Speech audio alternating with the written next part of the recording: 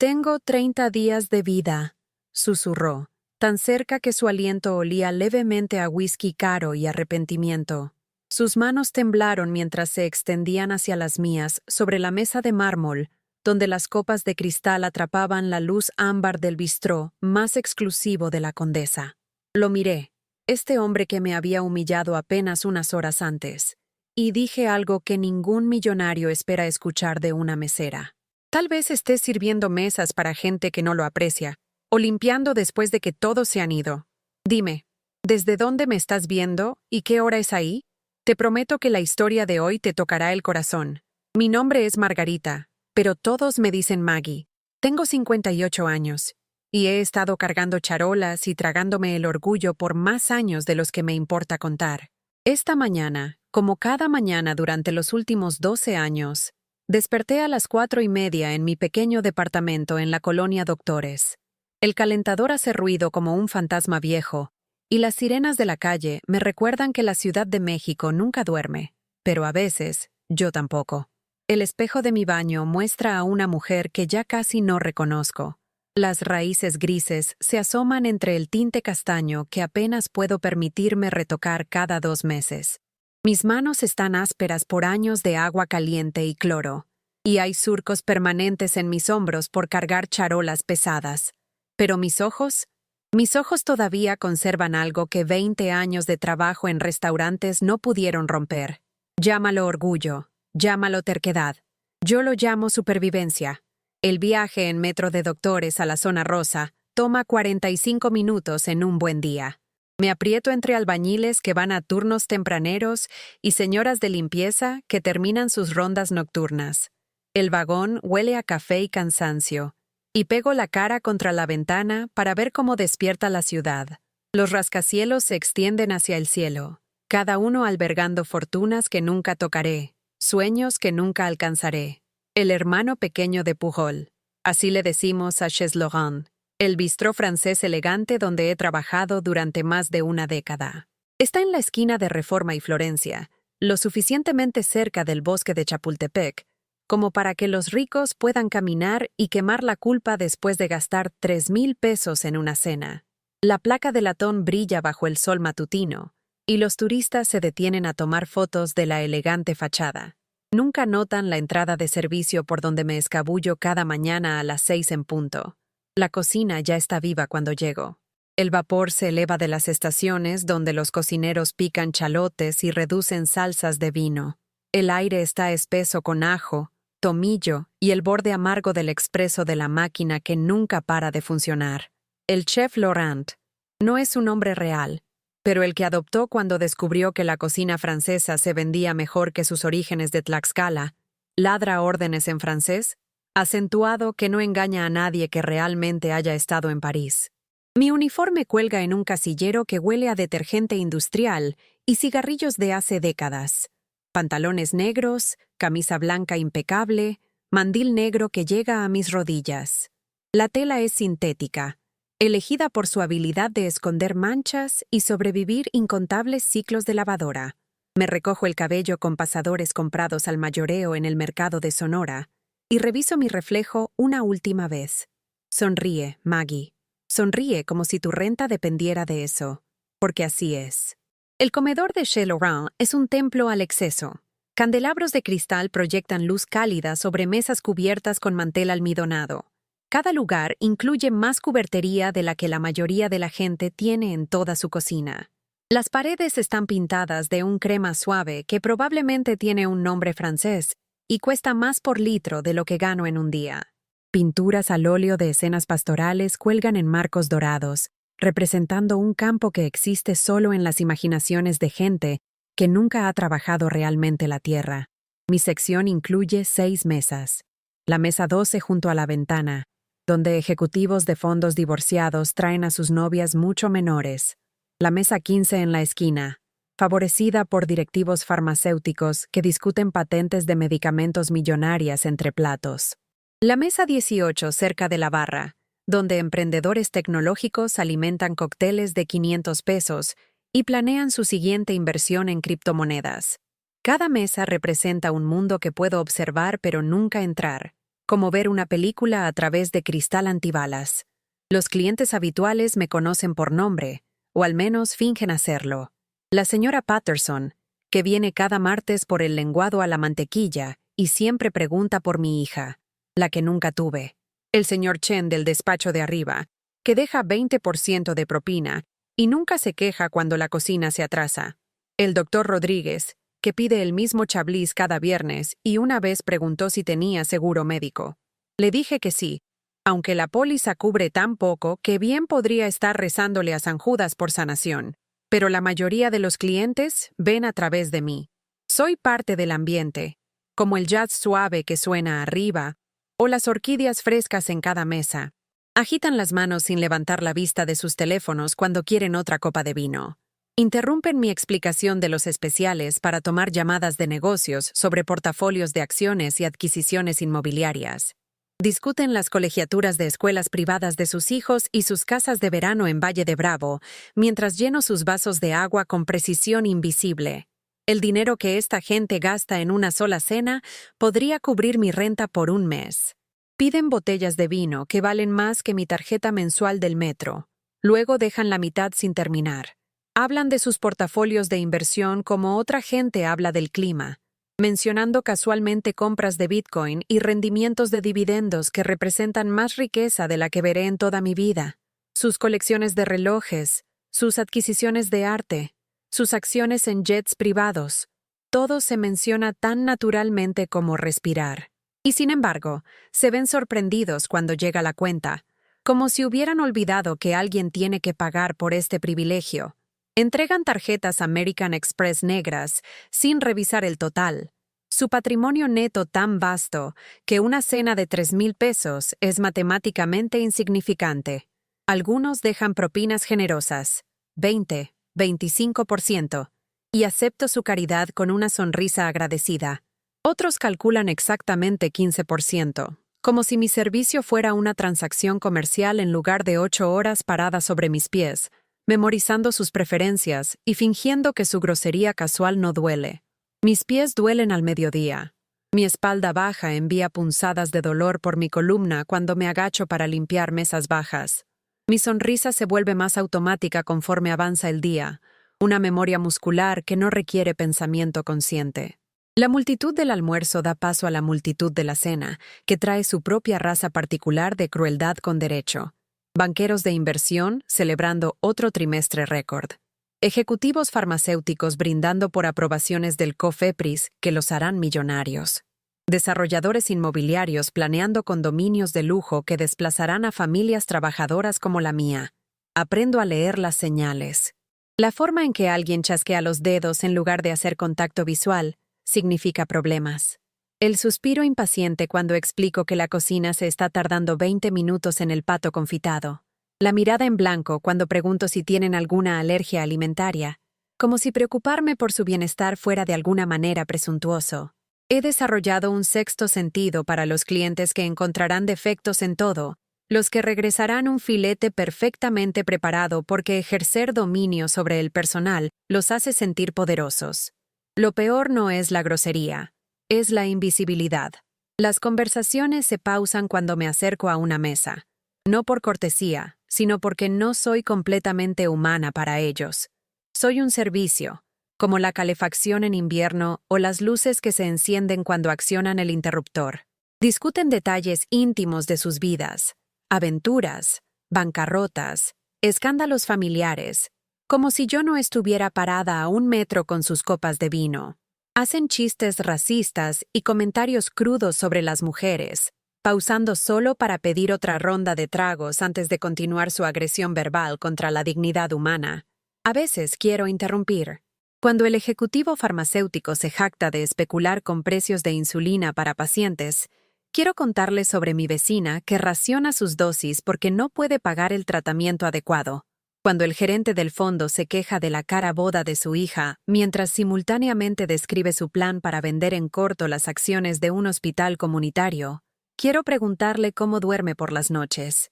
Cuando el emprendedor tecnológico discute su plan para reemplazar a trabajadores de servicio con inteligencia artificial, quiero recordarle que cada trabajo perdido representa a un ser humano tratando de sobrevivir. Pero no digo nada, porque necesito este trabajo. Porque hablar significaría encontrarme en la banqueta sin referencia y sin prospectos. Porque he visto lo que les pasa a las meseras que olvidan su lugar en esta danza cuidadosamente coreografiada de riqueza y servicio. Así que sonrío, y asiento, y finjo que su crueldad casual no va desmoronando mi alma una interacción a la vez. El final de cada turno trae alivio temporal. Cuento mis propinas en el cuarto de descanso, separado del comedor por una puerta que bien podría ser un portal entre mundos. Las buenas noches rinden lo suficiente para cubrir despensa y un pequeño pago hacia mi deuda de tarjeta de crédito. Las malas noches me dejan calculando si puedo permitirme tanto la tarjeta del metro como la cena, sabiendo que una tendrá que esperar hasta mañana. El saldo de mi cuenta bancaria permanece permanentemente en los cientos bajos. Cada gasto inesperado, un diente roto, un uniforme desgarrado, un aumento en las tarifas del metro, amenazando con hundirme. Mi departamento en Doctores está a 30 minutos en metro del Palacio Dorado, donde paso mis días. Es un estudio en un edificio que probablemente fue elegante en 1962, pero ahora se encorva hacia la decadencia con la resignación de una anciana cansada. Los pasillos huelen a aceite de cocina y desilusión. El elevador funciona esporádicamente, lo que significa que a menudo subo 5 pisos a pie después de 10 horas parada. Pero es mío. Este pequeño espacio con su sola ventana que da a otro edificio exactamente igual. Caliento una lata de sopa para cenar y me siento en la mesa pequeña que sirve como comedor y oficina. Las facturas se extienden por su superficie como cartas de tarot, prediciendo un futuro sombrío. Renta, servicios, teléfono, despensa, metro, primas de seguro médico que no cubren casi nada. Los números nunca cuadran completamente, sin importar qué tan cuidadosamente calcule. Siempre queda más mes al final del dinero. Mi televisión es lo suficientemente vieja como para requerir un convertidor digital, pero proporciona compañía por las noches. Veo programas de cocina e imagino tener una cocina lo suficientemente grande para algo más que una parrilla y un mini refrigerador. Veo documentales de viajes sobre lugares que nunca visitaré, pueblos de montaña y ciudades costeras donde la gente parece moverse más lentamente, sonreír más genuinamente. Veo las noticias y veo historias sobre recuperación económica y mercados bursátiles en alza, y me pregunto si esa prosperidad algún día llegará hasta los 5 pisos de escaleras donde cuento centavos. El sueño llega difícil después de días llenos de sonrisas forzadas y orgullo tragado. Me quedo despierta calculando porcentajes de propinas y planeando las tareas de mañana. A veces sueño con el restaurante, encontrándome atrapada en un turno interminable donde las mesas se multiplican y los clientes se vuelven cada vez más exigentes. Despierto cansada, ya ensayando el saludo alegre que usaré con el primer cliente del día. La soledad es la parte más difícil. Estoy rodeada de gente todo el día, pero las interacciones tienen libreto, son transaccionales. Buenas tardes, mi nombre es Maggie, y seré su mesera esta noche. ¿Puedo empezar con algo de tomar? ¿Cómo le gustaría eso cocido? Las palabras fluyen automáticamente, pero no constituyen conversación real. La conexión real requiere ver a alguien como completamente humano, y en el ecosistema de la alta cocina, las meseras existimos en el fondo como papel tapiz con piernas. He estado soltera 8 años, desde que David decidió que una mujer que huele a grasa de cocina y llega a casa exhausta cada noche no valía la pena el esfuerzo. Encontró a alguien más joven, alguien que no tenía que trabajar fines de semana y podía permitirse dividir la cuenta en restaurantes de moda. Entendí su decisión aun cuando me rompió el corazón. ¿Quién quiere salir con alguien que no puede permitirse acompañarte en el estilo de vida que estás construyendo? ¿Quién quiere amar a alguien cuyo horario gira alrededor de los planes de cena de otras personas? Las reuniones familiares son ejercicios de humillación bien intencionada. Mi hermana Nancy se casó con un dentista y vive en satélite con sus 2 hijos adolescentes y su Golden Retriever. Su casa tiene garage para 2 autos y una isla de cocina más grande que todo mi departamento. Nancy tiene buenas intenciones cuando pregunta sobre mis planes de carrera. y sugiere que podría considerar hacer una transición a algo más adecuado para alguien de mi edad.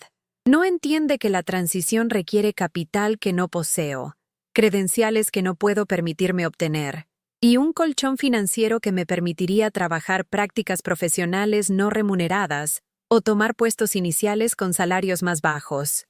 Mi hermano Miguel maneja un camión para una empresa de mensajería y constantemente me recuerda que podría ganar más dinero en logística.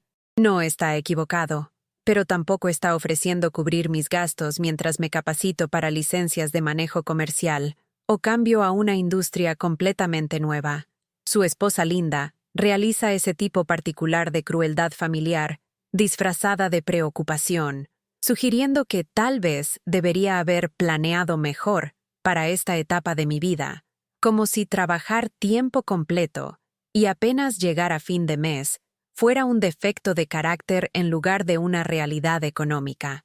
Las fiestas son particularmente brutales. Cenas navideñas en casa de Nancy, rodeada de gente discutiendo sus portafolios de inversión y planeación de retiro, los fondos universitarios de sus hijos y destinos de vacaciones de primavera. Hablan de sus inversiones en Bitcoin y portafolios diversificados de acciones mientras me siento en silencio, calculando si puedo permitirme traer una botella de vino más cara el próximo año. Tienen buenas intenciones cuando ofrecen ayudarme a ponerme de pie, pero sus soluciones requieren recursos que no tengo o conexiones que existen fuera de mi mundo. He aprendido a desviar su preocupación con humor y cambiar el tema rápidamente. Sí, todavía estoy en el restaurante. No estoy buscando otro trabajo ahora mismo. Los beneficios son buenos. Una mentira que protege mi orgullo y su comodidad. La gente es agradable. Otra mentira que previene conversaciones sobre las indignidades diarias que soporto. Soy feliz. La mentira más grande de todas, pero una que permite que las cenas familiares procedan sin que nadie tenga que confrontar la realidad de la desigualdad económica que existe incluso dentro de nuestro propio linaje. La verdad es que estoy atrapada en un trabajo que paga muy poco para ahorrar dinero, pero demasiado como para arriesgarme a perderlo. Soy demasiado vieja para empezar de nuevo en una nueva carrera, pero demasiado joven para retirarme con dignidad. Soy demasiado orgullosa para pedir ayuda, pero demasiado exhausta para rechazarla cuando se ofrece en formas que se sienten como caridad en lugar de apoyo. Existo en el espacio liminal de la pobreza trabajadora, donde estoy empleada pero no segura, productiva pero no valorada, esencial pero no apreciada. Algunas noches, me paro en mi sola ventana y miro las luces de la ciudad. Cada ventana iluminada representa a alguien viviendo su vida, tomando sus decisiones, persiguiendo sus sueños o conformándose con sus compromisos. Me pregunto sobre sus historias, sus luchas, sus victorias y derrotas privadas. Me pregunto si alguien en esos departamentos brillantes alguna vez piensa en la mujer que sirvió su cena, que sonrió mientras eran groseros, que escuchó su crueldad casual y fingió que no importaba. Y entonces recuerdo que mañana es otro día, otra oportunidad de ganar suficiente dinero para pagar otro día de facturas. Pongo mi alarma para las 4:30 y preparo mi uniforme para la mañana. Me humedezco las manos con la loción barata que apenas suaviza los callos de cargar charolas. Reviso mi teléfono una última vez, esperando un mensaje de alguien que me vea como algo más que una función, alguien que valore mis pensamientos en lugar de mi servicio. El mensaje nunca llega, pero la mañana siempre lo hace. Y con ella, otro día de trabajo invisible al servicio de gente que nunca sabrá mi nombre, nunca considerará mis circunstancias. Nunca reconocerá la dignidad que mantengo a pesar de sus intentos determinados de despojármela. Soy más de lo que ven, valgo más de lo que jamás sabrán. Cargo historias y sueños y sabiduría que su riqueza nunca comprará. Pero ellos no lo saben todavía. No lo sabrán, hasta el día en que todo cambie. Ese día empezó como cualquier otro. La lluvia de febrero tamborileaba contra las ventanas de Chez Laurent, convirtiendo Reforma en un río de paraguas caros y pasos apresurados. La multitud del almuerzo había sido particularmente exigente. Ejecutivos farmacéuticos celebrando la aprobación del Cofepris para un nuevo medicamento para artritis que se vendería por 70,000 pesos al mes. Habían ordenado los platillos más caros del menú y discutido sus ganancias proyectadas entre platos, calculando rendimientos de dividendos y distribuciones de bonos mientras yo rellenaba sus vasos de agua. «Maggie, la mesa 7 necesita atención», gritó James, nuestro sommelier, mientras pulía las copas de cristal que atrapaban la luz gris de la tarde. La mesa 7 estaba en mi sección, posicionada cerca de la ventana con vista a los árboles desnudos de invierno de Chapultepec. Me acerqué con mi sonrisa practicada, libreta lista, preparada para otra ronda de celebración corporativa donde serviría como facilitadora invisible del éxito financiero de alguien más. Fue entonces cuando lo vi por primera vez. Estaba sentado solo en la mesa para 4 personas, su presencia de alguna manera logrando disminuir el elegante comedor. Todo sobre él gritaba riqueza, pero no la riqueza heredada cómoda de las viejas familias del Pedregal. Esta era riqueza agresiva, adquisitiva, el tipo ganada a través de conquista en lugar de cultivo. Su reloj era un Patek Philippe que costaba más de lo que ganaría en 5 años.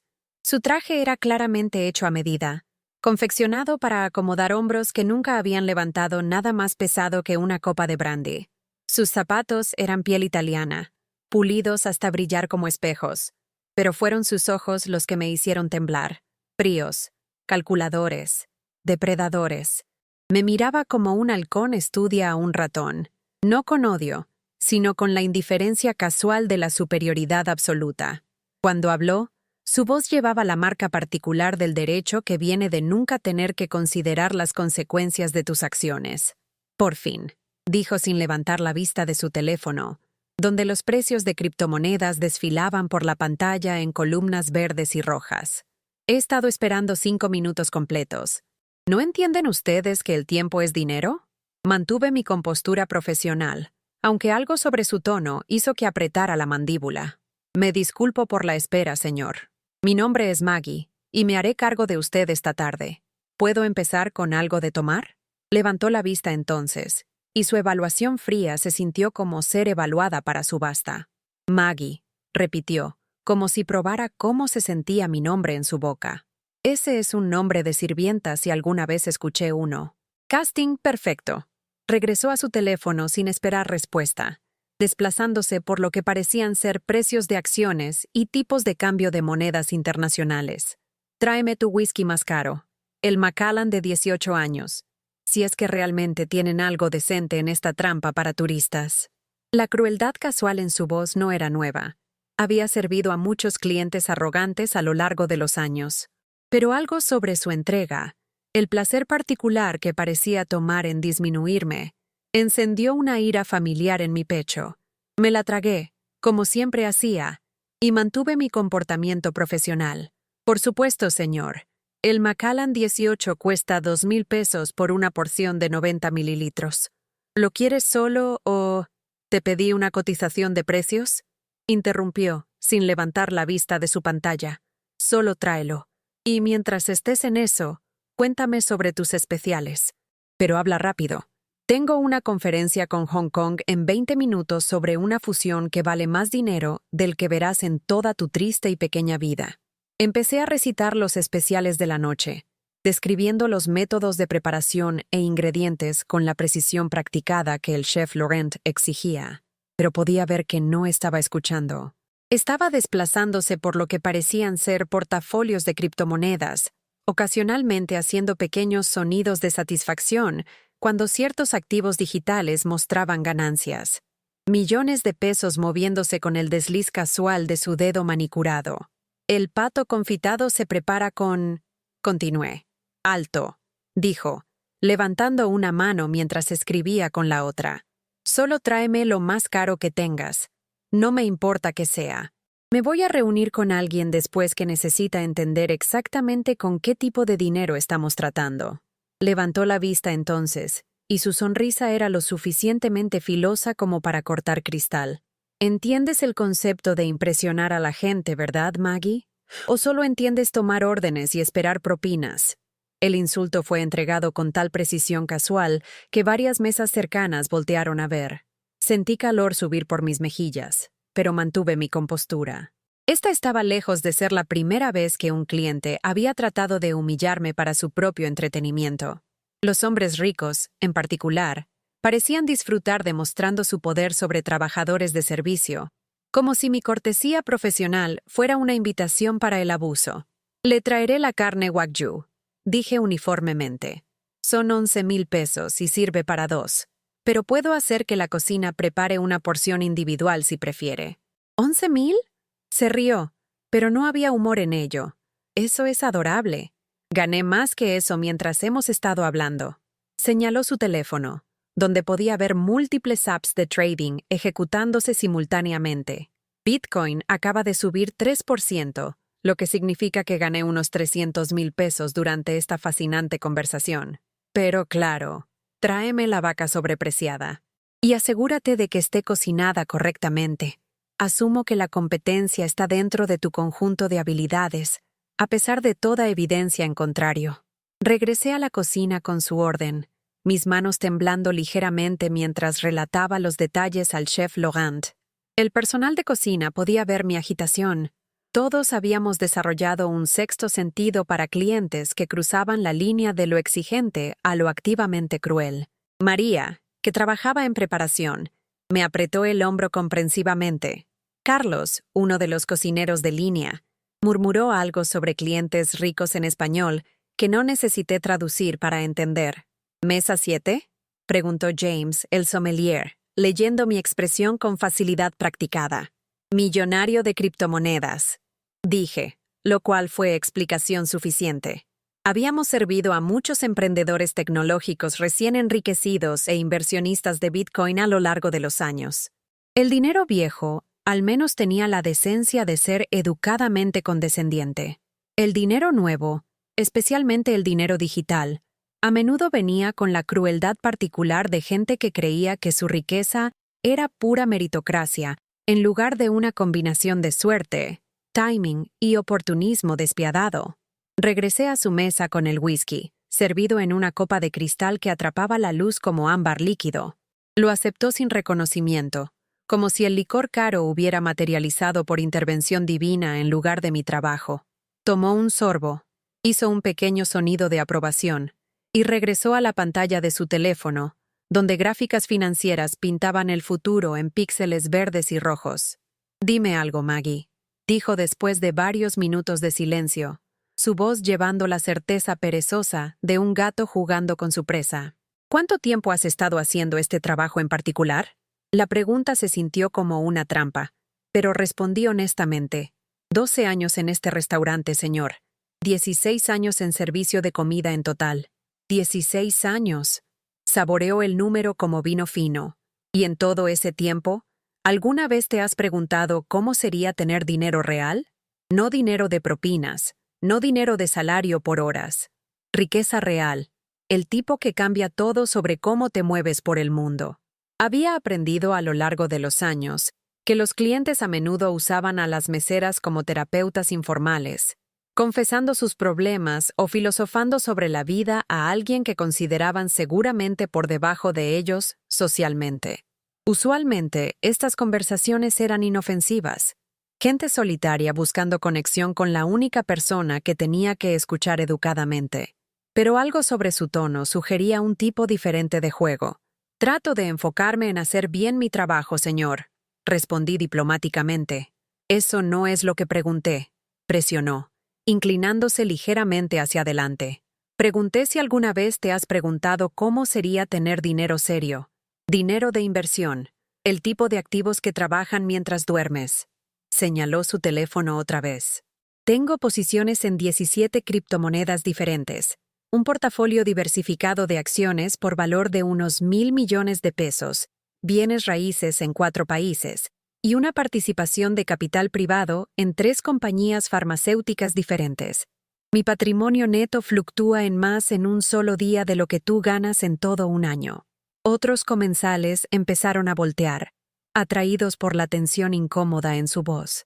Podía sentir su atención como calor en mi piel, el rubor familiar de la humillación pública empezando a subir desde mi cuello. «Eso suena muy...» Empecé, pero me interrumpió. «Esto es lo que encuentro fascinante», continuó, su voz subiendo ligeramente. Sirves a gente como yo todos los días. Ves nuestros relojes, nuestra ropa, la forma casual en que gastamos más en vino de lo que tú gastas en renta. Pero nunca te preguntas por qué algunas personas pueden sentarse en estas mesas, mientras otras solo las limpian.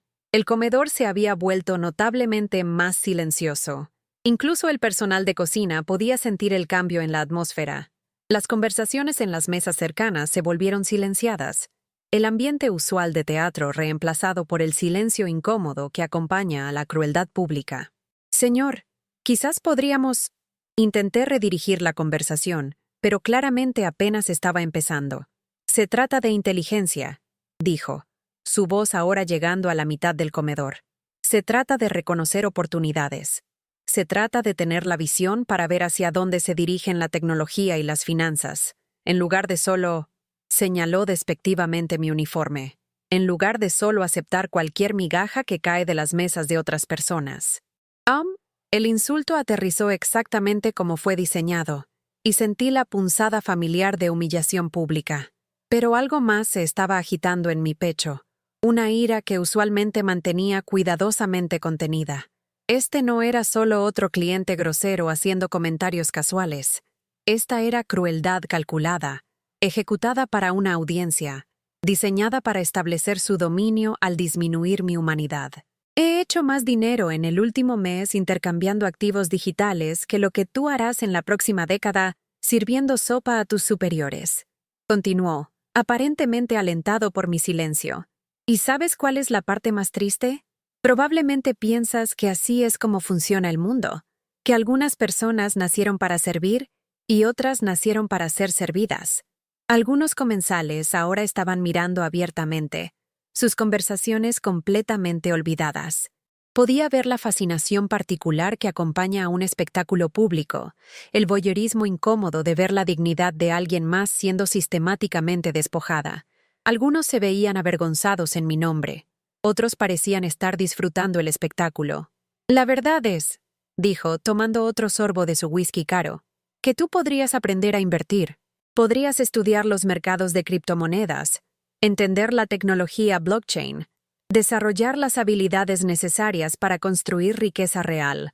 Pero no lo harás, porque es más fácil solo tomar órdenes y esperar propinas que realmente superarte. La crueldad en sus palabras era impresionante, pero lo que la hacía peor era el grano de verdad que contenía.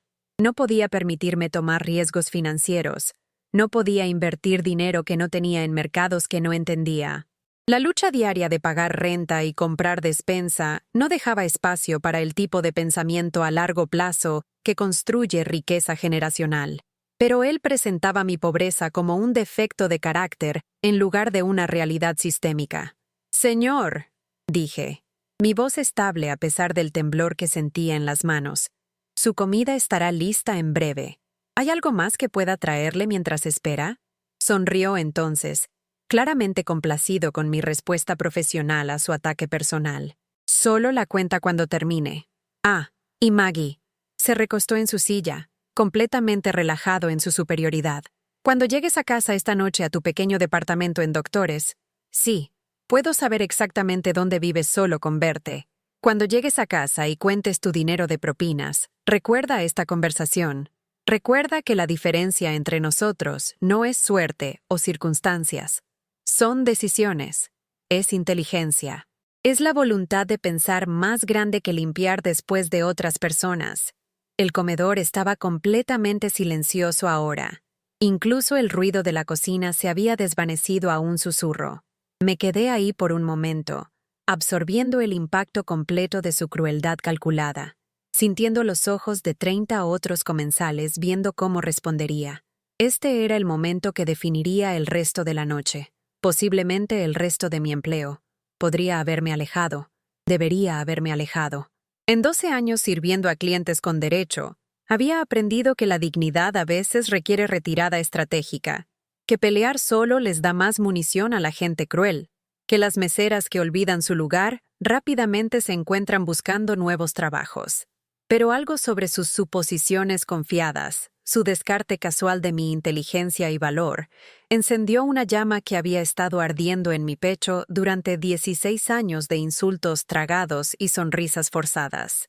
En realidad, señor, dije, mi voz llegando claramente por el comedor silencioso, creo que puede que haya malentendido algo sobre las criptomonedas. Sus cejas se levantaron ligeramente, sorprendido de que todavía estuviera parada ahí en lugar de retirarme a la cocina como una niña regañada. Mencionó la tecnología blockchain, continué, pero noté que estaba viendo Dogecoin en su pantalla anteriormente. ¿Sabía que Dogecoin en realidad funciona en una bifurcación de la blockchain de Litecoin usando un algoritmo script, en lugar del algoritmo SHA-256 que usa Bitcoin? Es una elección interesante para alguien construyendo un portafolio diversificado de cripto, ya que Dogecoin originalmente fue creado como un comentario satírico sobre la especulación de criptomonedas. El silencio en el cuarto se profundizó. Su expresión cambió de diversión a confusión, a algo acercándose a la alarma. Claramente, no era así como había esperado que procediera esta interacción. También noté que estaba viendo acciones farmacéuticas. Agregué, calentándome con mi tema. Bristol Myers Squibb ha tenido un año interesante. Su medicamento de inmunoterapia Opdivo trajo unos 160,000 millones de pesos en ingresos el año pasado, lo cual es impresionante hasta que consideras que la investigación y desarrollo fue financiada en gran parte por dólares de contribuyentes a través de becas del CONACYT. Es fascinante cómo las compañías privadas pueden monetizar investigación pública y luego cobrar a los pacientes 1,500,000 pesos al año por tratamientos que su propio dinero de impuestos ayudó a desarrollar. Ahora me miraba fijamente con la atención incómoda de alguien dándose cuenta de que había subestimado dramáticamente a su oponente. Los otros comensales se inclinaban hacia adelante, sintiendo que la dinámica en el cuarto había cambiado de alguna manera fundamental. En cuanto a sus inversiones en Bitcoin, concluí, espero que esté manteniendo buenos registros de sus transacciones para propósitos fiscales. El SAT ha sido particularmente agresivo últimamente sobre las ganancias de criptomonedas, especialmente desde que cambiaron los requisitos de reporte el año pasado. No documentar adecuadamente sus intercambios podría resultar en algunas penalidades desafortunadamente caras. El silencio que siguió era diferente del anterior. Donde había habido voyerismo incómodo, ahora había algo acercándose al respeto. El empresario que había estado tan confiado en su superioridad intelectual, ahora se sentaba congelado, su whisky caro olvidado, la pantalla de su teléfono oscura. Su cena estará lista en unos 10 minutos, dije, regresando a mi tono profesional como si nada inusual hubiera pasado. Por favor, hágame saber si necesita algo más. Caminé de regreso hacia la cocina con la cabeza en alto, sintiendo el peso de 30 pares de ojos siguiendo mi movimiento. Detrás de mí, escuché la reanudación gradual de la conversación mientras los otros comensales procesaban lo que acababan de presenciar.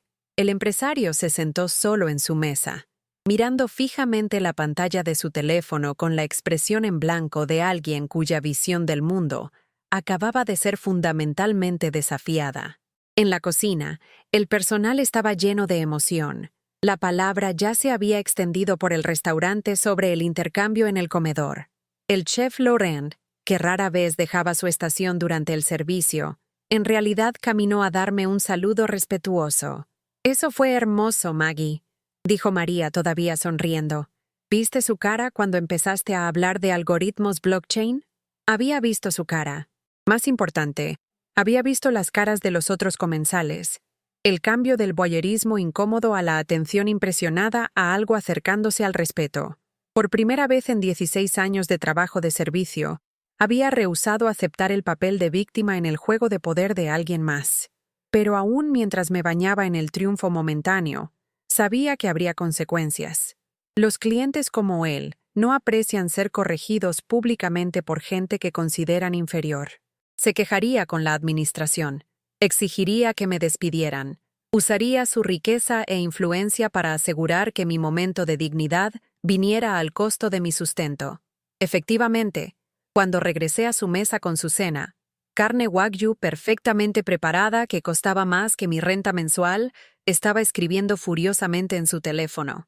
Apenas levantó la vista cuando coloqué el plato frente a él, solo continuó su mensajería urgente, con la intensidad de alguien organizando una venganza que duraría más que la noche. ¿Habrá algo más?, pregunté, manteniendo mi compostura profesional a pesar de saber que mi empleo probablemente se medía en horas en lugar de años. Levantó la vista entonces, y su diversión anterior había sido reemplazada por algo mucho más frío. En realidad, sí, dijo en voz baja, su voz bajando a un nivel conversacional que de alguna manera se sintió más amenazante que su crueldad pública anterior. Hay algo más. Puso su teléfono a un lado y se inclinó hacia adelante, invitándome a inclinarme más cerca como si tuviera un secreto que compartir. Contra mi mejor juicio, me encontré inclinándome, atraída por el cambio en su comportamiento de agresivo a casi íntimo. Fue entonces cuando susurró las palabras que cambiarían todo. «Tengo 30 días de vida». El ruido del restaurante se desvaneció a nada. Su aliento olía a whisky caro y algo más. Algo médico, farmacéutico. El borde amargo de la mortalidad que ninguna cantidad de dinero puede endulzar. Sus ojos, que habían estado fríos y calculadores momentos antes, ahora contenían una desesperación tan cruda que era casi insoportable presenciar. «Cáncer pancreático», continuó en ese mismo susurro, su voz temblando ligeramente. «Etapa 4. Inoperable. Los mejores oncólogos del mundo, los tratamientos más caros que el dinero puede comprar, y me dan 30 días. Tal vez 6 semanas si tengo suerte». Me enderecé, alejándome de la confesión íntima, mi mente luchando por procesar el cambio de humillación pública a revelación privada. A nuestro alrededor, el comedor continuó su danza elegante de comercio y consumo, ajeno al hecho de que la muerte acababa de tomar asiento en la mesa 7. «Lo siento», dije. Y lo dije en serio, a pesar de todo lo que había pasado entre nosotros apenas minutos antes. «¿En serio?», preguntó, estudiando mi cara con nueva intensidad. «¿O estás pensando que tal vez merezco esto? ¿Que tal vez el karma finalmente alcanzó al hombre rico cruel que humilla meseras por deporte?» La pregunta era justa, y la consideré honestamente antes de responder. Estoy pensando que nadie merece morir solo y asustado, sin importar cómo hayan tratado a otras personas. Algo en su expresión se agrietó entonces, una fractura fina en la armadura de riqueza y arrogancia que reveló al ser humano aterrorizado por debajo. «Estoy solo», dijo simplemente. 47 años, valgo más de 2.500 millones de pesos, y voy a morir completamente solo. Tomó su teléfono otra vez, pero en lugar de gráficas financieras, la pantalla mostraba su lista de contactos. Podía ver docenas de nombres, socios comerciales y conexiones sociales, pero su pulgar se desplazaba por ellos sin parar, como si estuviera buscando a alguien que no estaba ahí. «Sin esposa», continuó, su voz ganando fuerza mientras trabajaba por su inventario de aislamiento. 3 exesposas, en realidad, pero estaban más interesadas en mi patrimonio neto que en mi expectativa de vida. Sin hijos, estaba demasiado ocupado construyendo mi fortuna para construir una familia. Sin amigos, solo socios comerciales y gente que quiere algo de mí. Tomó otro sorbo de su whisky, y noté que su mano temblaba ligeramente. ¿Sabes lo que se siente darte cuenta de que has pasado toda tu vida adulta acumulando riqueza en lugar de relaciones? ¿Que has tratado cada interacción humana como una transacción para optimizar en lugar de una conexión para valorar? La pregunta colgó en el aire entre nosotros, complicada por el hecho de que acababa de presenciar que trataba nuestra interacción como exactamente ese tipo de transacción. Pero había algo sobre su vulnerabilidad, la honestidad cruda de alguien enfrentando su propia mortalidad, que me hizo querer escuchar en lugar de señalar la ironía. «Mi doctor me dijo hace 3 semanas», dijo, 3 semanas, y no le he dicho a una sola persona, no porque sea privado o fuerte, sino porque literalmente no tengo a nadie a quien decirle. Lo más cercano que tengo a una relación personal es mi asesor financiero, e incluso eso es solo sobre manejar mi patrimonio. Se rió, pero salió amargo y hueco. Tengo suficiente dinero para comprar un país pequeño, y voy a morir rodeado de profesionales pagados que fingirán importarles porque eso es por lo que están compensados. Enfermeras, doctores, abogados, contadores, todos ejecutando dolor que no sienten por un hombre que no conocen. La ironía no se me perdía de que me estuviera confesando esto a otra profesional pagada, alguien que literalmente estaba compensada por escuchar educadamente lo que sea que los clientes eligieran compartir. Pero algo sobre la forma en que me estaba mirando sugería que entendía el paralelo y lo encontraba apropiado en lugar de insultante. ¿Por qué me está diciendo esto?, pregunté. Porque, dijo, eres la primera persona en años que me ha visto como algo más que una fuente de dinero. Cuando me corregiste sobre criptomonedas, cuando te rehusaste a dejar que te disminuyera, estabas respondiendo a mí como un ser humano en lugar de una cuenta bancaria con piernas. Hizo una pausa, considerando sus palabras cuidadosamente. También, porque creo que te debo una disculpa. No porque me esté muriendo. Eso no excusa la crueldad, sino porque lo que te hice estuvo mal. Te merecías mejor de mí, independientemente de nuestras circunstancias respectivas. La disculpa me tomó por sorpresa, en parte porque parecía genuina, y en parte porque los clientes adinerados rara vez reconocían su comportamiento, mucho menos se disculpaban por él. Me encontré estudiando su cara, buscando signos de manipulación o cálculo, pero todo lo que vi fue cansancio y miedo. He estado pensando, dijo, sobre cómo pasar el tiempo que me queda. Mis abogados están manejando lo financiero. La mayor parte va a investigación del cáncer, lo cual se siente apropiadamente irónico. Pero sigo regresando a la pregunta de cómo morir con algo que se parezca a dignidad. ¿Cómo hacer que el final de mi vida signifique algo más que solo riqueza acumulada y logros profesionales? Sacó algo de su bolsillo del saco, su teléfono, pero esta vez lo puso boca abajo en la mesa como alguien oficialmente saliendo de servicio. Tengo una propuesta, dijo. No es lo que estás pensando, agregó rápidamente, leyendo mi expresión. Nada inapropiado o transaccional, solo humano. Esperé, curiosa a pesar de mí sobre hacia dónde se dirigía esta conversación. Quiero pasar mis últimos 30 días aprendiendo cómo vivir como una persona real, no ejecutando riqueza, no optimizando transacciones, no construyendo imperio, solo vivir. Y creo que tú podrías enseñarme cómo hacer eso. La petición era tan inesperada que inicialmente pensé que había malentendido.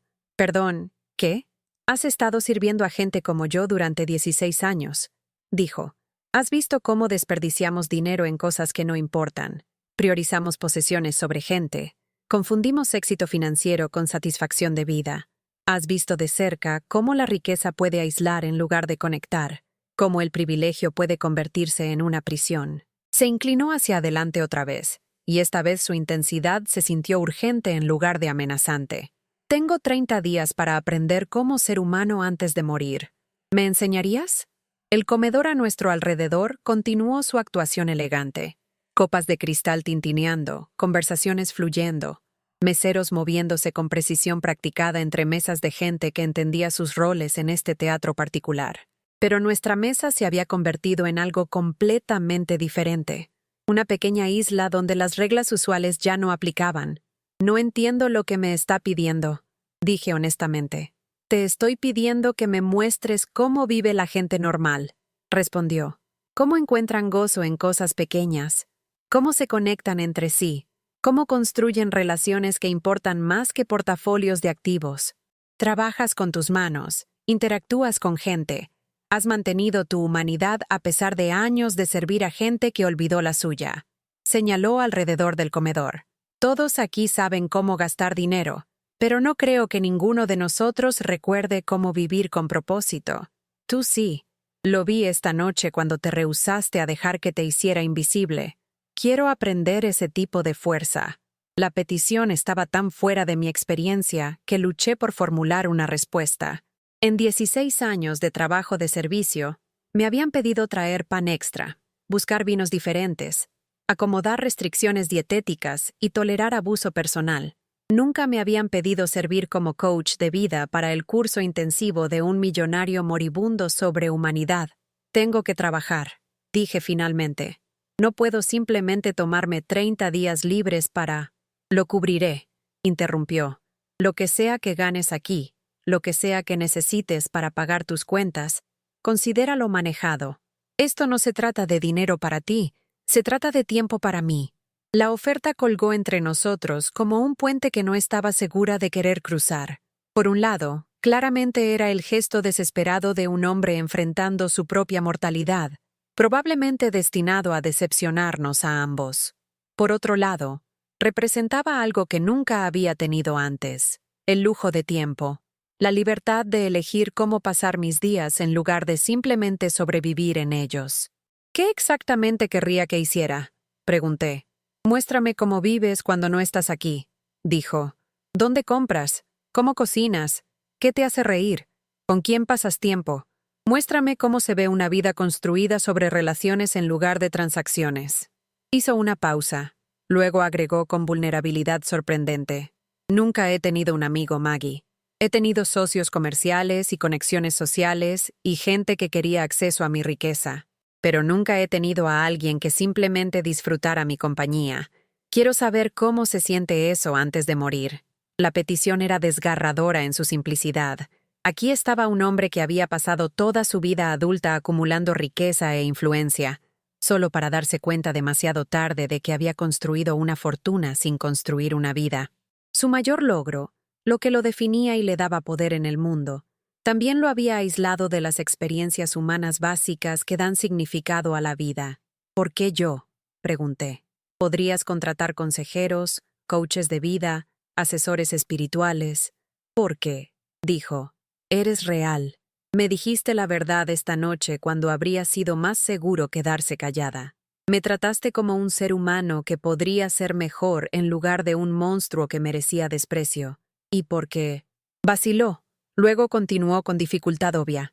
Porque creo que podría ser la única persona que he conocido en años que me extrañaría por razones que no tienen nada que ver con dinero. La admisión era tan cruda, tan desesperadamente honesta, que sentí mi compostura profesional empezando a agrietarse. Este no era solo otro cliente adinerado haciendo demandas. Este era un ser humano enfrentando la fecha límite definitiva, con la creciente realización de que había desperdiciado su vida en cosas que no podían amarlo de vuelta. Necesito pensarlo, dije. Por supuesto, respondió inmediatamente. Toma todo el tiempo que necesites. Pero recuerda, no tengo mucho tiempo que perder.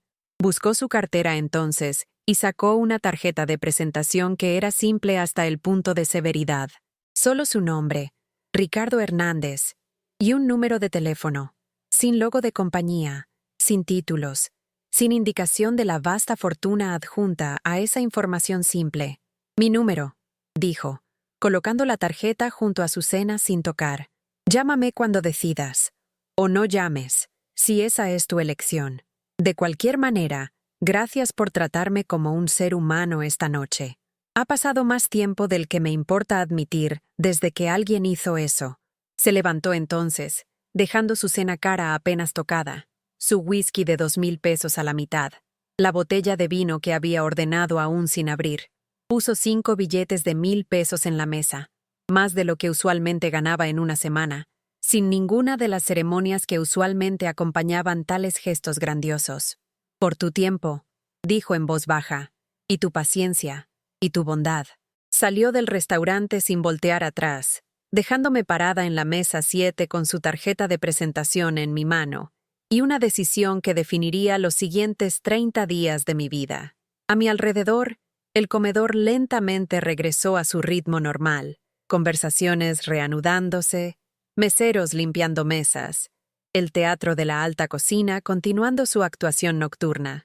Pero algo había cambiado en ese espacio elegante, algún cambio fundamental en la forma en que entendía la relación entre riqueza y valor, entre servir y ser servido, entre los poderosos y los sin poder. Por primera vez en mi carrera, un cliente había pedido algo que no sabía cómo proporcionar, no porque me faltaran las habilidades, sino porque nunca había considerado que mi vida ordinaria podría tener valor para alguien más. Caminé de vuelta a la cocina con su tarjeta de presentación en el bolsillo de mi uniforme, sintiendo su peso como una pequeña piedra que podría anclarme o ayudarme a saltar por la superficie de una vida que nunca había imaginado posible. El resto de mi turno pasó en un borrón de movimientos automáticos y pensamientos distraídos. Serví platos principales y serví vino y manejé órdenes de postre, pero parte de mi mente permaneció fija en la conversación en la mesa 7. Otros clientes notaron mi distracción. Olvidé rellenar vasos de agua, confundí órdenes en la mesa 12 y tuve que disculparme 2 veces por servicio tardío. Pero nadie se quejó. La palabra se había extendido por el comedor sobre mi intercambio con el millonario de criptomonedas y había un nuevo respeto en cómo la gente me hablaba, como si haber presenciado que me rehusé a aceptar humillación hubiera elevado mi estatus de sirvienta invisible a algo acercándose a ser humano. Cuando mi turno finalmente terminó a medianoche, salí al frío de febrero con la tarjeta de presentación de Ricardo Hernández en mi bolsillo y 1000 preguntas en mi cabeza. El viaje en metro de vuelta a Doctores me dio 45 minutos para pensar, viendo las luces de la ciudad difuminarse mientras los viajeros cansados dormitaban en sus asientos a mi alrededor. ¿Qué tipo de persona le pide a un extraño que le enseñe cómo vivir? ¿Qué tipo de desesperación lleva a alguien a confesar su diagnóstico terminal a una mesera a la que había sido cruel apenas horas antes? ¿Y qué tipo de elección me estaban pidiendo hacer? Entre la lucha predecible de mi vida actual y 30 días con un hombre cuya riqueza podría cambiar mis circunstancias para siempre, pero cuya mortalidad me recordaba que algunas cosas no se pueden comprar, mi departamento me recibió con sus olores y sombras familiares.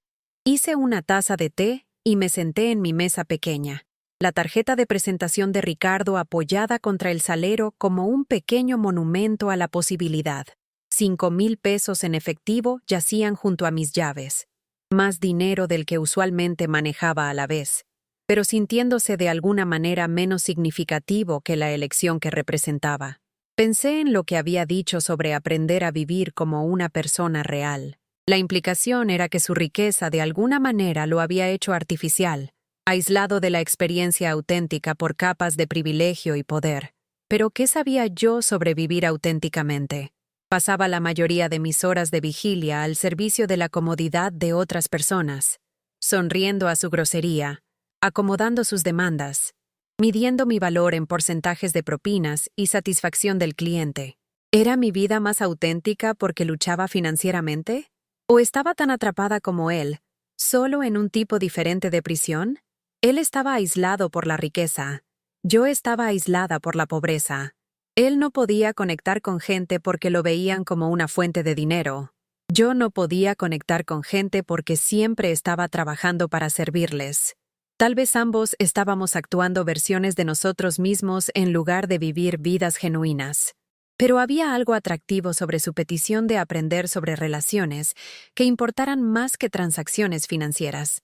En 16 años de trabajo de servicio, me había vuelto experta en manejar relaciones que eran fundamentalmente transaccionales, lo suficientemente placenteras para alentar propinas, lo suficientemente profesionales para mantener límites, lo suficientemente acomodativas para asegurar clientes que regresaran. Pero ¿cuándo había sido la última vez que había tenido una conversación que no fuera sobre tomar órdenes o satisfacer las necesidades de alguien más?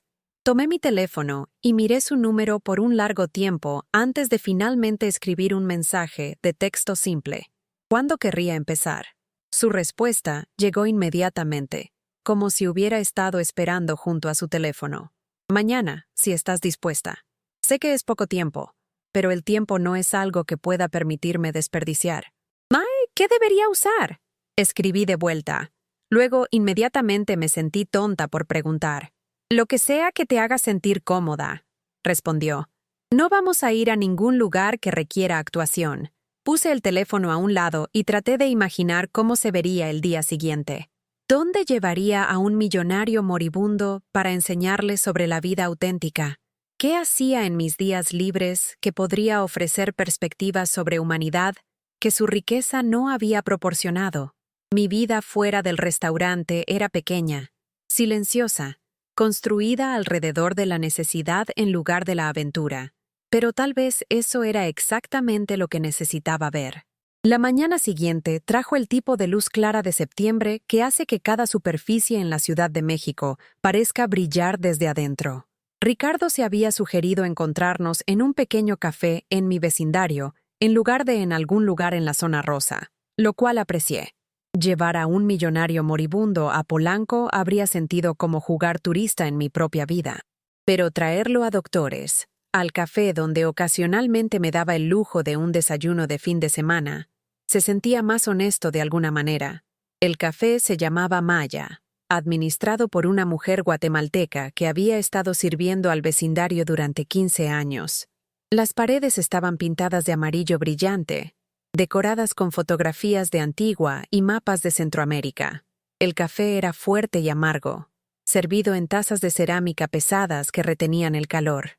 La clientela era mayormente gente trabajadora, enfermeras terminando turnos nocturnos, albañiles tomando desayuno antes de sitios de trabajo, vecinos mayores que trataban al lugar como un centro comunitario. Llegué temprano y elegí una mesa cerca de la ventana, en parte para poder vigilar a Ricardo, y en parte para poder escapar rápidamente si todo este experimento se sentía demasiado incómodo para continuar. Maya misma me trajo café sin que se lo pidiera, junto con una sonrisa cálida que me recordó por qué había elegido este lugar. Aquí no era invisible. Aquí era una vecina. Ricardo llegó exactamente a tiempo, pero se veía diferente de cómo se había visto en el restaurante. Se había quitado el traje caro, reemplazado por jeans oscuros y un suéter de lana simple. Sus zapatos de piel italiana habían sido cambiados por tenis gastados. Sin la armadura de riqueza obvia, se veía más joven, más vulnerable, más humano. También se veía nervioso. «Maggie», dijo, deslizándose en la silla frente a mí. «Gracias por aceptar esto. A medias me convencí de que no aparecerías. Casi no lo hago», admití. «Esta es probablemente la petición más extraña que he recibido jamás». Maya se acercó a nuestra mesa con su calidez usual, saludándome en inglés con acento español y echando una mirada curiosa a Ricardo. Pedí lo usual: huevos estrellados con frijoles negros y tortillas. Ricardo estudió el menú manuscrito con la concentración de alguien descifrando texto antiguo. «¿Qué está bueno aquí?», preguntó. «Todo», dije. Maya ha estado cocinando las mismas recetas durante 15 años. Su esposo cultiva los granos de café en su finca en Guatemala. Los envía aquí directamente. Asintió y pidió lo mismo que yo había pedido, lo cual hizo que Maya sonriera con aprobación. Después de que se alejó, Ricardo miró alrededor del café con la atención de alguien viendo un mundo que nunca había notado antes. «Es interesante», dijo. «Todos parecen conocerse. Es un lugar de vecindario», expliqué. «La gente viene aquí durante años, décadas a veces. Maya conoce la orden usual de todos. Pregunta por sus familias. Recuerda sus cumpleaños». «¿Y el modelo de negocio funciona?», preguntó. Luego se corrigió. «Lo siento. Siempre estoy pensando en términos financieros. Es difícil apagarlo. Es dueña del edificio», dije. «Lo compró hace 20 años cuando el vecindario era más rudo. Ahora vale probablemente 10 veces lo que pagó, pero nunca lo venderá. Este lugar es su vida, no solo su negocio». Ricardo asintió pensativamente, haciendo notas mentales sobre algo que no podía identificar. Nuestro desayuno llegó rápidamente. Comida simple preparada con cuidado, servida en platos disparejos que habían sido acumulados a lo largo de años en lugar de comprados como conjunto. Todo sobre la comida enfatizaba función sobre forma, sustancia sobre presentación. «Está excelente», dijo Ricardo después de su primer bocado, y sonaba genuinamente sorprendido. «¿Esperabas que estuviera mal?», pregunté. «Esperaba que fuera diferente», dijo cuidadosamente. «Usualmente como en lugares donde la presentación es más importante que el sabor. Esto realmente sabe a comida en lugar de actuar como comida». Comimos en silencio cómodo por unos minutos. Él aparentemente absorbiendo la atmósfera mientras yo trataba de entender qué exactamente se suponía que le estuviera enseñando. «Cuéntame sobre tu vecindario», dijo Ricardo eventualmente. «¿Cuánto tiempo has vivido aquí?». 8 años en este departamento», dije. 12 años en Doctores en total. Me mudé aquí del norte cuando conseguí el trabajo en Chez Laurent. «¿Por elección?», preguntó. «¿O por la renta?». «Ambas», dije honestamente. Era lo que podía permitirme, pero también me gustaba la sensación del área. Más diversa que donde crecí, más viva. Miró por la ventana a la mezcla de edificios de departamentos, pequeños negocios y calles arboladas que definían mi rincón de doctores. Vivo en Polanco, dijo. Penthouse con vistas al bosque de Chapultepec, servicio de conserjería, elevador privado. Pago más en cuotas de mantenimiento mensuales de lo que la mayoría de la gente gana en un año. ¿Te gusta?, pregunté. La pregunta pareció tomarlo por sorpresa. Nunca pensé en si me gustaba, dijo lentamente. Lo compré porque era caro y exclusivo, porque podía permitírmelo y la mayoría de la gente no podía. ¿Pero realmente gustarlo? Considero esto. No creo que haya pasado suficiente tiempo ahí para desarrollar una opinión. Usualmente estoy viajando o trabajando o comiendo en restaurantes como Lorenz. ¿Qué haces cuando estás en casa?, pregunté. Trabajo, dijo inmediatamente. Reviso mercados internacionales, reviso portafolios de inversión, plano adquisiciones. Hizo una pausa. Veo noticias financieras, investigo tendencias de criptomonedas, networking con otros inversionistas. Por diversión, aclaré. Otra pausa. Eso era diversión para mí, o lo fue, de cualquier manera. Hacer dinero, construir riqueza, ejecutar operaciones exitosas. Eso era lo que disfrutaba. ¿Y ahora? Ahora parece sin sentido, dijo simplemente. No puedes llevarte portafolios de inversión contigo cuando mueres. Bitcoin no te consuela cuando tienes miedo.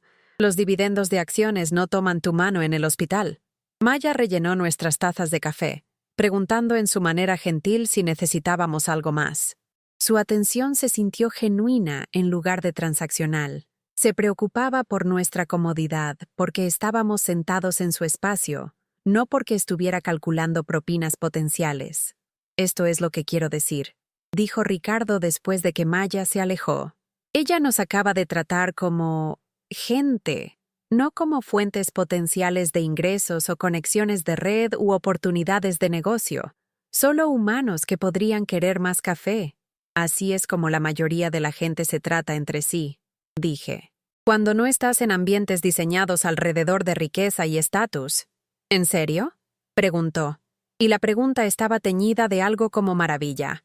Honestamente no lo sabría. No he pasado tiempo en ambientes no transaccionales en décadas. Después del desayuno, caminamos por mi vecindario. Le mostré la pequeña tienda donde compraba, administrada por una familia pakistaní, que siempre preguntaba por la salud de mi madre, aunque nunca había mencionado tener una madre. Pasamos por la lavandería donde pasaba las mañanas de domingo, la librería de usados donde hojeaba misterios y romances que no podía permitirme comprar, el jardín comunitario donde los vecinos cultivaban tomates y chiles y compartían la cosecha con cualquiera que necesitara verduras frescas. Todos te hablan, observó Ricardo después de que habíamos caminado unos 20 minutos. Es un vecindario pequeño, dije. La gente se nota entre sí. Pero parecen genuinamente gustarte, presionó. El hombre de la tienda, la mujer paseando a su perro, incluso los adolescentes en la parada del autobús.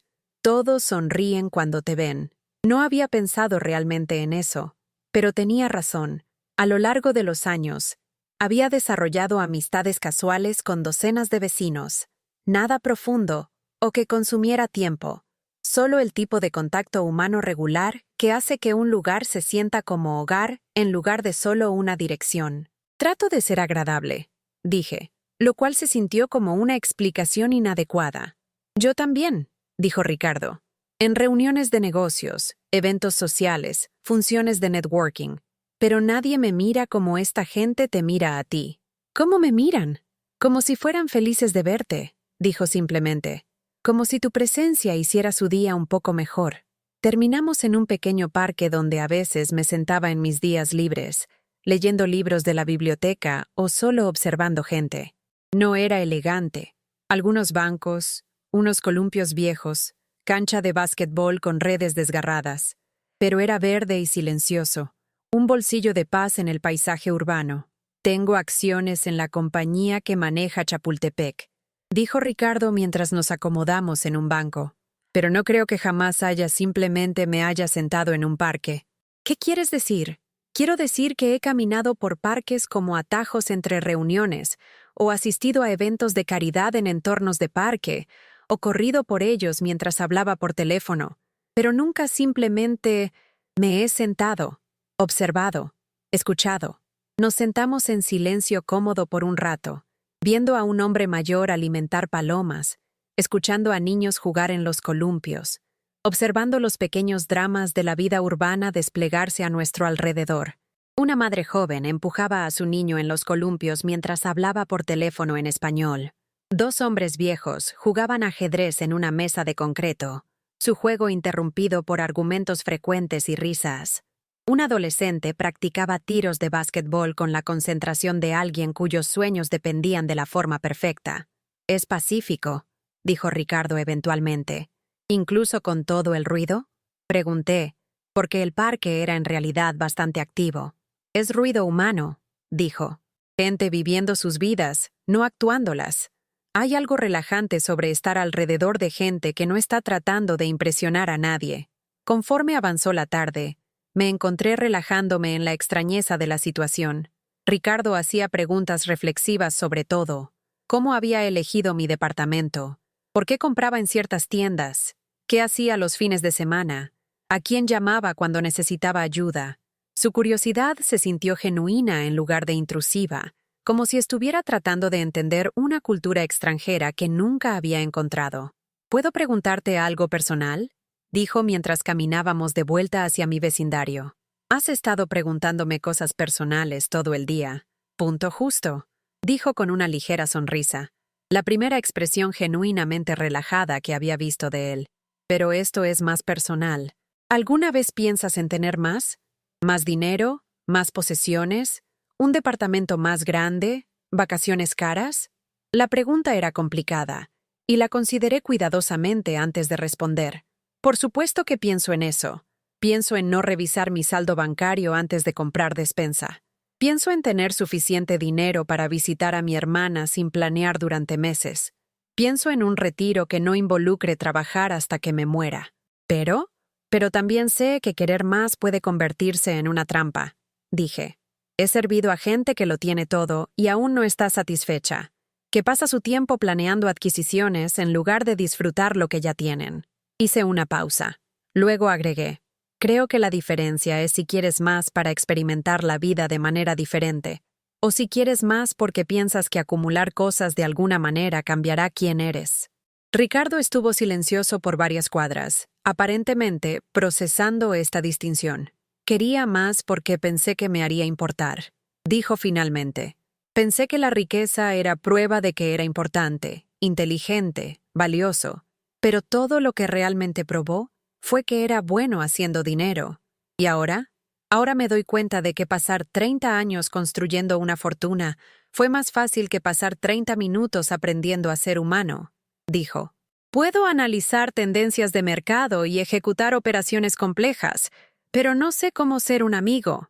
Puedo manejar un portafolio que vale miles de millones, pero no sé cómo encontrar gozo en una taza de café o una conversación en el parque. Nos detuvimos afuera del café de Maya, donde nuestro día había comenzado horas antes. La luz de la tarde tardía pintaba las paredes amarillas en tonos naranjas cálidos, y las ventanas brillaban con la luz cómoda de un lugar donde la gente se reunía regularmente. «Gracias», dijo Ricardo. Hoy fue educativo en formas que no esperaba. «¿Qué aprendiste?», pregunté, curiosa sobre su perspectiva de nuestro día ordinario. «Aprendí que la riqueza aísla», dijo lentamente, «que cuando puedes comprar cualquier cosa, nada se siente particularmente especial, que cuando la gente solo interactúa contigo por tu dinero, nunca aprendes cómo ser interesante sin él». Miró de vuelta al café. «También aprendí que la felicidad podría ser más sobre encontrar las personas correctas con quienes compartir cosas simples que sobre acumular cosas impresionantes para disfrutar solo». «¿Mañana a la misma hora?», pregunté, sorprendida de encontrarme esperando que dijera sí. «Si estás dispuesta», dijo. «Me quedan 29 días, y aparentemente mucho que aprender». Esa noche, me quedé despierta pensando en nuestro día juntos. Algo sobre la curiosidad desesperada de Ricardo me había hecho ver mi propia vida de manera diferente, no como una serie de limitaciones y compromisos, sino como una colección de elecciones conscientes sobre lo que importaba. Había elegido mi vecindario por su calidez, en lugar de su estatus. Había elegido el café de Maya por su comunidad en lugar de su presentación. Había elegido trabajo que me pusiera en contacto con gente en lugar de aislamiento que podría haber sido más cómodo. Tal vez la autenticidad no se trataba de dinero en absoluto. Tal vez se trataba de estar genuinamente presente en cualquier vida que realmente estuvieras viviendo, en lugar de actuar para una audiencia que realmente no te conocía. Ricardo me había dado un regalo inesperado.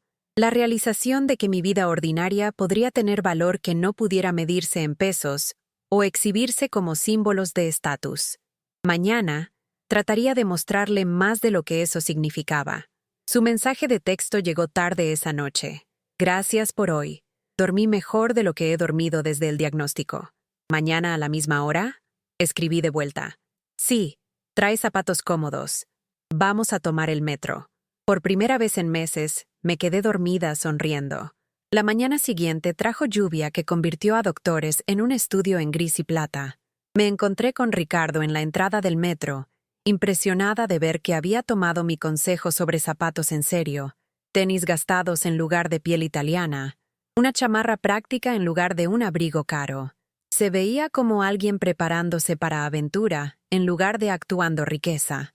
¿Alguna vez has tomado transporte público? Pregunté mientras descendíamos al sistema del metro.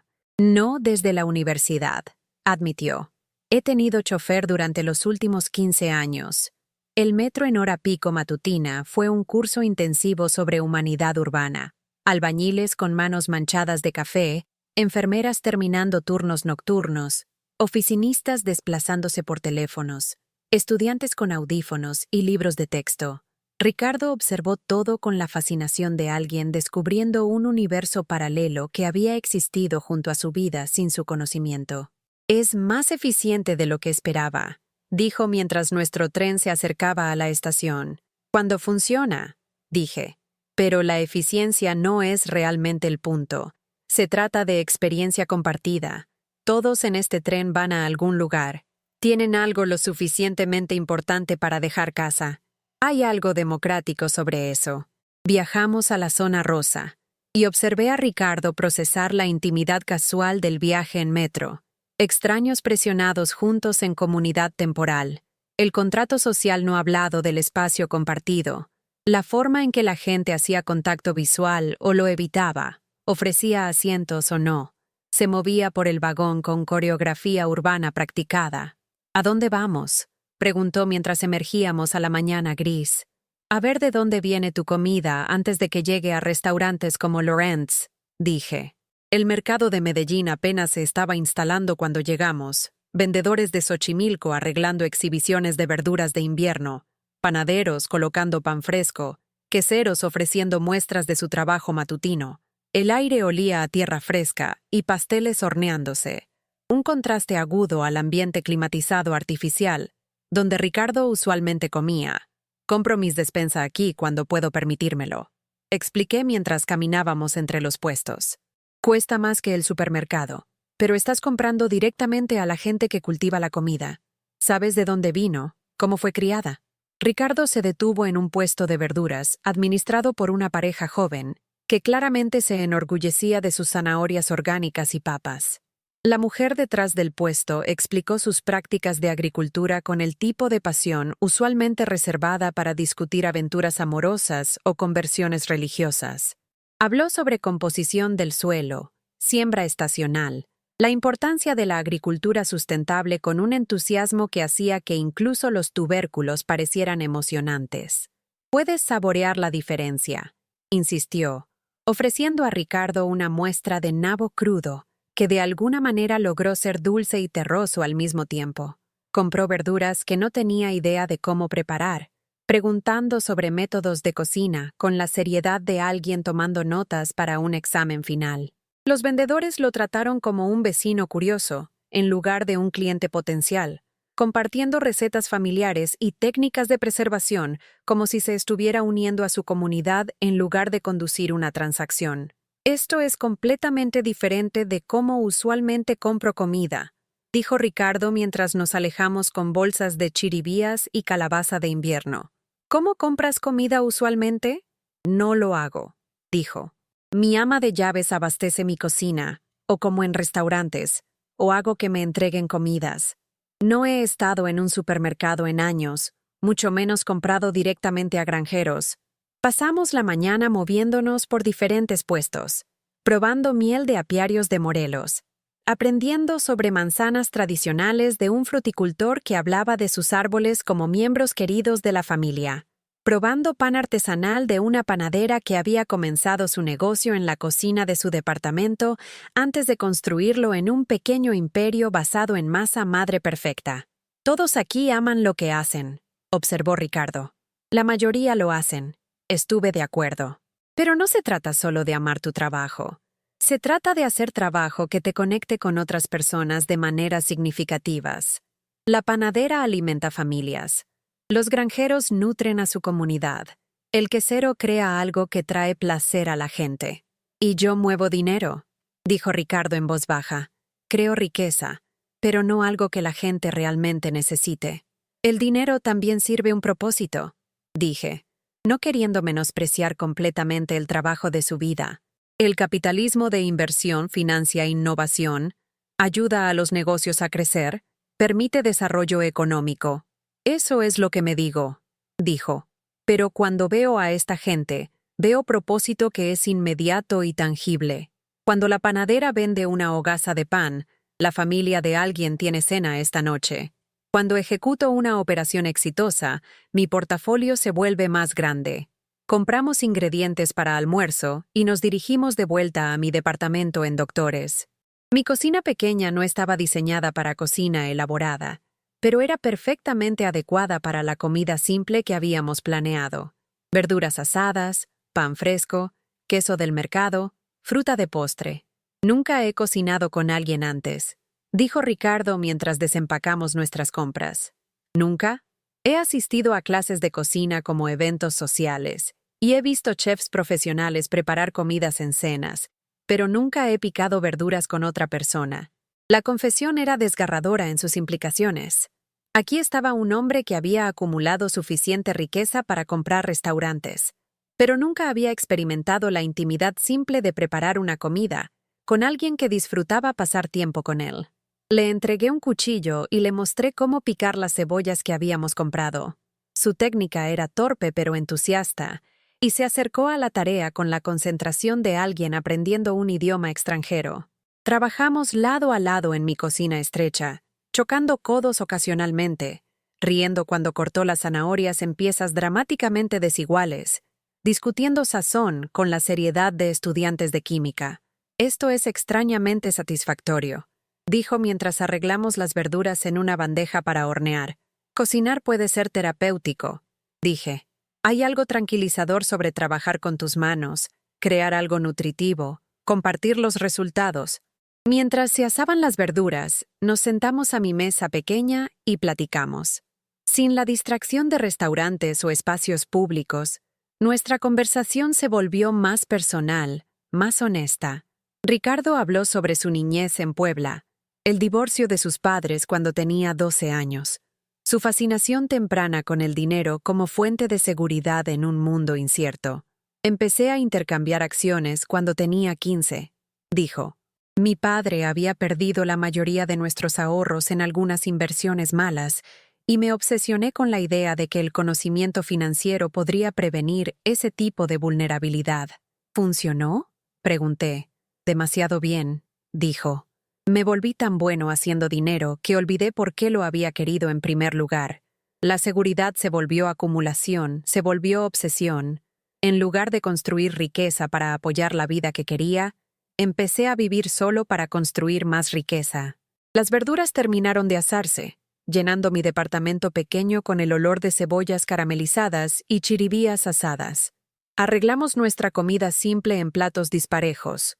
Abrimos la botella de vino en la que Ricardo había insistido, e hicimos un brindis por placeres ordinarios extraordinariamente experimentados.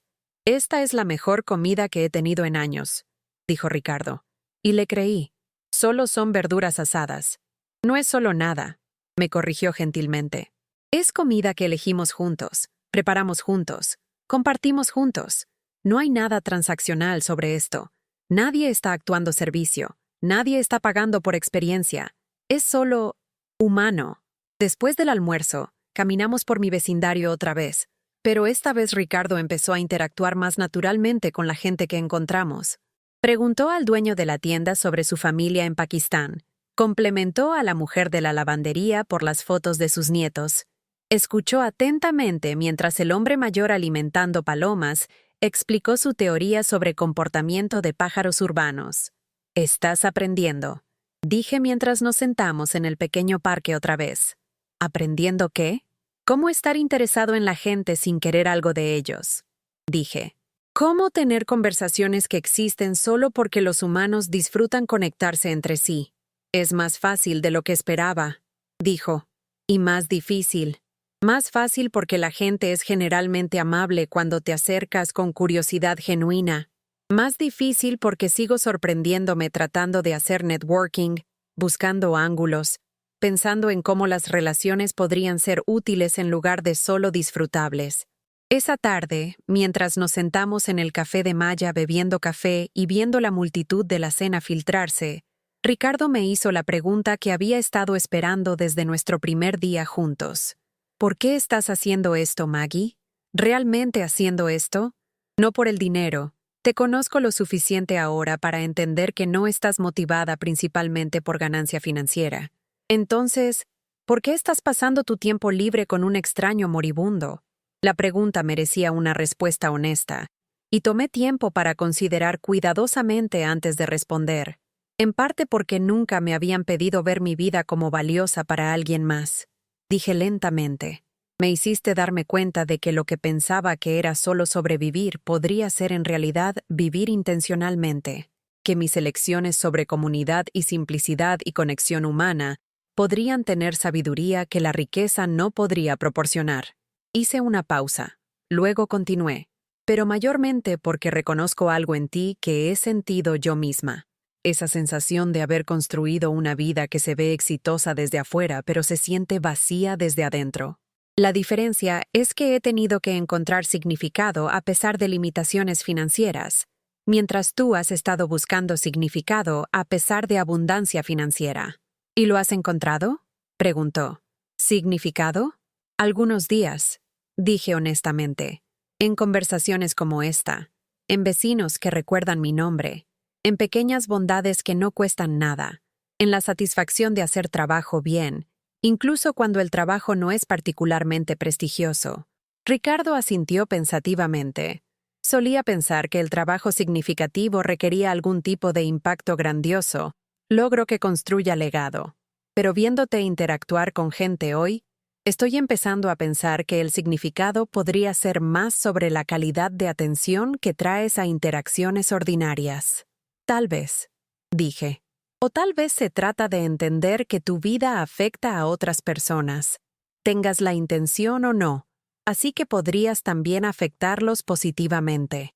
Mientras nos preparamos para separarnos para la tarde, Ricardo me agradeció otra vez por el día. 28 días restantes, dijo. Estoy empezando a entender lo que me he estado perdiendo. ¿Qué es eso? La diferencia entre tener una vida y vivir una vida, dijo simplemente. Esa noche llamé a mi hermana Nancy por primera vez en meses. En lugar de la conversación usual y incómoda sobre mi trayectoria profesional y sus logros suburbanos, pregunté sobre sus rutinas diarias, qué le traía gozo, cómo pasaba tiempo con su familia. La conversación duró 2 horas y me recordó por qué la había amado antes de que nuestras vidas divergieran tan dramáticamente. La búsqueda de Ricardo de aprender cómo vivir me estaba enseñando a apreciar cómo ya estaba viviendo. La historia continuaría con el mismo desarrollo emocional, mostrando el crecimiento de ambos personajes, la fundación que establecen, y el impacto duradero de su amistad extraordinaria que nació del conflicto y floreció en la comprensión mutua y el servicio comunitario.